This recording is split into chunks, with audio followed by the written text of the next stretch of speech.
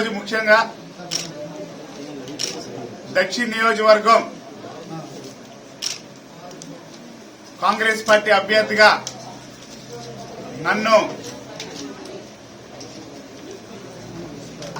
సరిమిలమ్మ గారు వైఎస్ సరిమిలమ్మ గారు ఆశీస్సులతో కాంగ్రెస్ పార్టీ పెద్దలైనటువంటి మల్లికార్జున ఖర్గే గారు, పెద్దలు రాహుల్ గాంధీ గారు, మరి వీళ్ళందరి ఆశీస్సులతో ఈరోజు నన్ను విశాఖపట్నం కాంగ్రెస్ పార్టీ దక్షిణ నియోజకవర్గం అభ్యర్థిగా నిలబెట్టడం జరిగింది. వాళ్ళందరికీ కూడా ప్రత్యేకమైన ధన్యవాదాలు. మరి ఈరోజు రాజన్న బిడ్డ కాంగ్రెస్ పార్టీ పిసిసి అధ్యక్షురాలు వైఎస్ సరిమిలమ్మ గారు నేతృత్వంలో ప్రణాళికలో ఈరోజు విశాఖపట్నంలో ఏదైతే దక్షిణ నియోజకవర్గం ఉందో ఆ దక్షిణ నియోజకవర్గం కాంగ్రెస్ పార్టీ అభ్యర్థిగా నేను ప్రతి ఇంటికి, ప్రతి వాడకి, ప్రతి వీధికి, ప్రతి వార్డుకి వెళ్లి ప్రజల దగ్గర మమేకమయ్యాను. మా ప్రజలను వేడుకున్నాను. ఈరోజు కాంగ్రెస్ పార్టీకి మళ్లీ పూర్వ వైభవం వచ్చేలా మా కార్యకర్తలు, మా నాయకులు అందరం కలిసి గడప గడప ప్రోగ్రాము ప్రారంభించి ప్రతి అక్కని, ప్రతి అమ్మని, ప్రతి చెల్లిని, యువతుల్ని, యువకుల్ని కలడం జరిగింది. ప్రతి ఒక్కరు కూడా ఈరోజు రాజన్న బిడ్డ అయినటువంటి సరిమిలమ్మ గారి నేతృత్వంలో పనిచేయడానికి సిద్ధంగా ఉన్నారు. ఈరోజు రాజన్న చరిష్మా ఉన్నటువంటి వ్యక్తి ఎవరైతే ఉన్నారో సరిమిలమ్మ గారు కాంగ్రెస్ పార్టీ బలోపేతం అవ్వాలని చెప్పేసి ప్రతి ఒక్క నాయకులు, కార్యకర్తలు కూడా ఈరోజు ఆలోచిస్తున్నారు. అదేవిధంగా దక్షిణ నియోజకవర్గంలో ప్రతి ఒక్క వాడ, వీధి వీధి, సందు సందు కాంగ్రెస్ పార్టీ ఒక జెండా మళ్లీ రెపరెపలాడేలా మా నాయకులు, మా కార్యకర్తలు, మా అందరం కూడా ఎంతో కృషితో పనిచేస్తాం. ఈరోజు మా కాంగ్రెస్ పార్టీ మేనిఫెస్టో మా దక్షిణ నియోజకవర్గంలో ప్రతి వాడకి తీసుకెళ్లడం జరిగింది. ఏదైతే గృహలక్ష్మి పథకం మనిషికి ప్రతి మహిళకి ₹1,00,000 ఉందో, నెలకి 8,333 రూపాయలు ఉందో అది అందరూ కూడా స్వీకరించారు. చాలా సంతోషపడ్డారు. ఏదైతే పింఛనీ గాని, వికలాంగుల పింఛనీ గాని, ఏదైతే విద్య, ఏదైతే ఆరోగ్యశ్రీ, ఏదైతే రైతులకు గాని, కరెంటు బిల్లు ఛార్జీలకు గాని ఏవైతే ఉన్నాయో ప్రతి ఒక్క పథకం కూడా ఈరోజు కాంగ్రెస్ పార్టీ ప్రవేశపెట్టిన పథకాలన్నీ కూడా ఎంతో ఆనందంగా ప్రజలు స్వీకరిస్తున్నారు. అదేవిధంగా ముఖ్యంగా మా మత్స్యకార సోదరులు ఉన్నటువంటి దక్షిణ నియోజకవర్గంలో ప్రతి ఒక్కరూ కాంగ్రెస్ పార్టీ హయాంలోనే లబ్ధి పొందాం. ఇప్పుడున్న పార్టీలు ఏవైతే ఉన్నాయో వాళ్ళు మోసాలకి పాల్పడ్డారు, అన్యాయాలకు పాల్పడ్డారు, దగాలకు పాల్పడ్డారు. మళ్లీ రాజన్న రాజ్యం, ఇందిరమ్మ స్వరాజ్యం రావాలంటే మళ్లీ సరిమిలమ్మ గారి నేతృత్వంలో మళ్లీ కాంగ్రెస్ పార్టీని మళ్లీ వెనక్కి తీసుకురావాలని ప్రజలందరూ మాకు సలహా ఇవ్వడం జరిగింది. మరి ప్రజలందరూ కూడా ఆలోచించాలి. ఈ 10 సంవత్సరాలు ఏమీ చేయలేని గణేష్ కుమార్ మళ్లీ ఆయన గెలిస్తే, మళ్లీ ఆయనకు మీరు ఓటేస్తే మరొక 5 సంవత్సరాలు ఏమి చేయగలడు? మరి ఏమి చేశాడని ఈరోజు మసీదులకు గాని, చర్చిలకు గాని, కుల సంఘాలతో గాని అందరితో మీటింగ్ పెట్టి మళ్లీ ఓటు అడుగుతున్నాడు. ఆలోచించాలి. మా మత్స్యకారులు ముఖ్యంగా ఆలోచించాలి.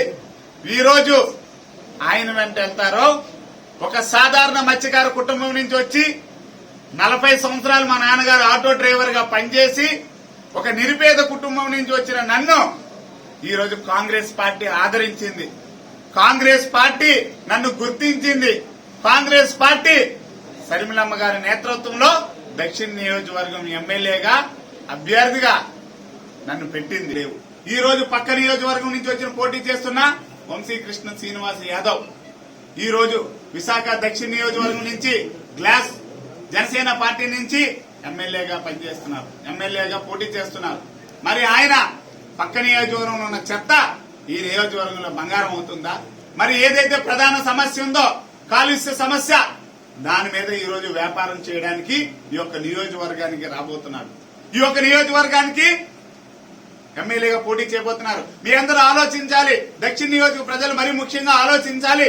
ఏదైతే మనకి ప్రధాన సమస్య ఉందో ఆ సమస్య మీదే ఆయన వ్యాపారాలు సాగుతున్నాయి. ముందు ఆ వ్యాపారాలు మానుకోమనండి, ముందు వ్యాపారాల నుంచి బయటికి వెళ్ళమనండి, అప్పుడు ఓటు అడగడానికి రమ్మనండి. మా జిల్లా కాంగ్రెస్ అధ్యక్షులు పశుపతి శ్రీనివాసరావు గారి నాయకత్వంలో కాంగ్రెస్ పార్టీ బలంగా తయారైంది. ఆయన ఛార్జ్ తీసుకున్న తర్వాత విశాఖపట్నం పార్లమెంట్ పరిధంతా కుంటలు దొక్కిస్తున్నాడు. కొత్త తరహాలో వైవిధ్యంగా పార్టీని ఊపందుకునేలా చేశాడు. మా అందరికీ ఓటు శాతం పెరిగింది. అలానే కాంగ్రెస్ పెద్దలందరూ ఇక్కడ ఉన్న అందరికీ నమస్కారాలు తెలియజేస్తారు. ఈ రోజు 5 గంటలకు ప్రచారం ముగుస్తుంది. దక్షిణ నియోజకవర్గం మా కాంగ్రెస్ అసెంబ్లీ అభ్యర్థి వాసుపల్లి సంతోష్ కుమార్ బ్యాలెట్ నెంబర్ 3 మీద, అలాగనే పార్లమెంటు అభ్యర్థిగా ఉన్న సత్యారెడ్డి అనే నాది 4వ నెంబర్ మీద మీ అమూల్యమైన ఓటేసి గెలిపించాలని పత్రికా ముఖంగా మీడియా ముఖంగా అందరికీ తెలియజేస్తున్నాను. ఇక్కడ ఉన్న సమస్యలు పరిష్కరించాలంటే కాంగ్రెస్ పార్టీ మాత్రమే చేయగలుగుతుంది. హార్బర్ లో గాని మత్స్యకారుల సమస్యలు కానీ హిందుత్వ ముసుగులో వారి మీద దాడులు చేస్తూ వారి ఆహారపు అలవాట్ల మీద వారి కట్లు బాట్ల మీద అనేక ఇబ్బందులు పెడుతున్నటువంటి బీజేపీ ప్రభుత్వాన్ని, మోడీ ప్రభుత్వాన్ని గద్దెదించడానికి కాంగ్రెస్ పార్టీ పోరాడుతుందని, ముస్లిం మైనార్టీతో పాటు క్రిస్టియన్ సోదరుల కోసం కాంగ్రెస్ పార్టీ అభివృద్ధి కోసం కట్టుబడి ఉంటుందని తెలియజేస్తూ ఈరోజు అనేక నియోజకవర్గాలతో పాటు దక్షిణ నియోజకవర్గంలో కాంగ్రెస్ పార్టీ కార్యకర్తలు ఉత్సాహంగా పనిచేసి ఓట్ బ్యాంకును పెంచారు, గెలుపుకు దగ్గరగా తీసుకొచ్చారు. ఈ 2 రోజులు కష్టపడితే ఖచ్చితంగా దక్షిణ నియోజకవర్గం కాంగ్రెస్ పార్టీ అభ్యర్థి సంతోష్ కుమార్ గెలుస్తాడు. ఎంపీ అభ్యర్థిగా నేను మీ అందరి ఆశీస్సులతో గెలుస్తాను. మెరాకిల్ చేయబోతుంది కాంగ్రెస్ పార్టీ. ప్రజల అభిమానం ఉంది. ఆ అభిమానాన్ని ఓట్ బ్యాంక్ గా మార్చి మమ్మల్ని గెలిపించవలసిందిగా కోరుతూ ఈ అవకాశం ఇచ్చిన పెద్దలందరికీ నమస్కారాలు. విశాఖ నగర కాంగ్రెస్ అధ్యక్షుడిగా కాంగ్రెస్ పార్టీ నుంచి దక్షిణ నియోజకవర్గ ప్రజలందరినీ కూడా అభ్యర్థిస్తున్నాను.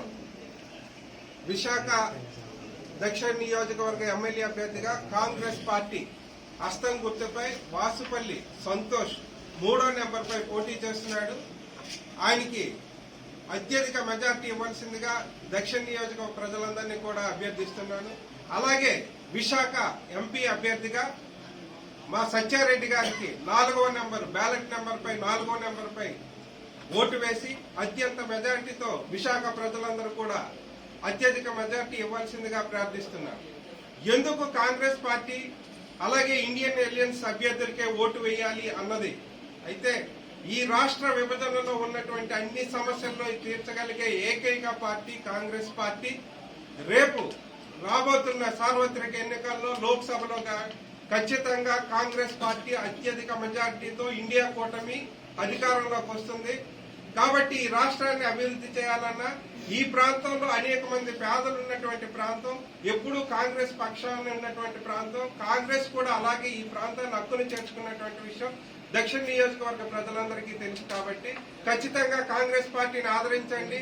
దేశంలో వస్తున్నటువంటి కాంగ్రెస్ పార్టీ యొక్క అభివృద్ధిని, ఈ ప్రాంత అభివృద్ధిని, ఈ రాష్ట్ర అభివృద్ధిని కాంగ్రెస్ పార్టీతోనే సాధ్యం, అలాగే ఇండియా కూటమితోనే సాధ్యం. కాబట్టి వామపక్ష అభ్యర్థులకి మరియు కాంగ్రెస్ అభ్యర్థులకి అత్యధికంగా ఓట్లు వేసి అత్యధిక మెజార్టీతో గెలిపించాలని విశాఖ నగర అధ్యక్షుడిగా కోరుకుంటున్నాను.